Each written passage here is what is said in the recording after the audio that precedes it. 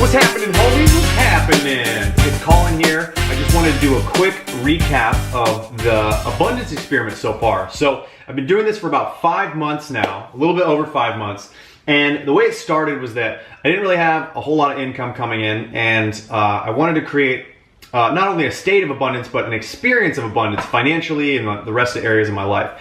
So I started out, and the first habit that I created was doing a gratitude exercise and meditation every morning. So I would write down 3 to 5 things, what I was grateful for, and I would meditate for like 5 to 10 minutes on gratitude.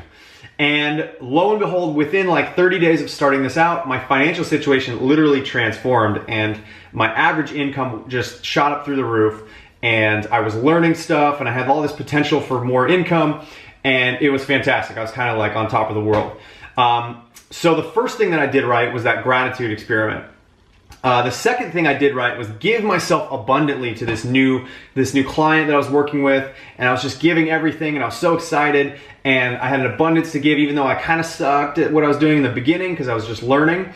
But I was giving I was just giving myself to create value, and I was staying up super late trying to learn this stuff. And then shortly afterwards, the first thing that I did wrong kind of showed up, and that was that I kind of got a little bit complacent with the work. I didn't continue doing bringing that level of abundance and value giving to the job that I was doing, or the client that I was working with. And it was going good, it was going okay, but nothing really like shot through the roof from there. It was sort of like I hit this plateau. And scene. The second thing that didn't work was that when I came back to the United States in Portland for a couple of friends' weddings, I noticed that we went into this weird state of lack. Like, it was like I was comparing myself to my friends, and I didn't have a car, and I wasn't making as much. It was like cost of living was so different here. And I sort of, my habits changed a little bit.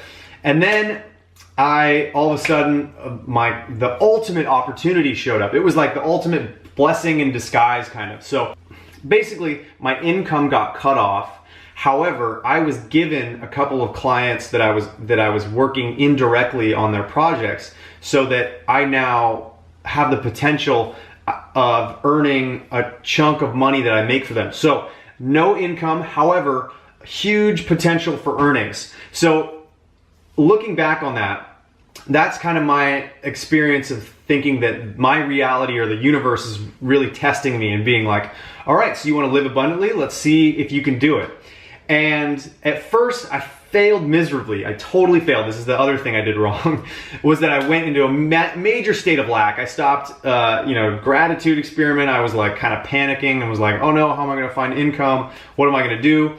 And then, after a little while, I got my things straightened out, and I took a deep breath, and I stepped back, and I started doing the gratitude experiment again. And then everything sort of shifted, and now here's where I am today, is that I'm in this potential. My income is less now.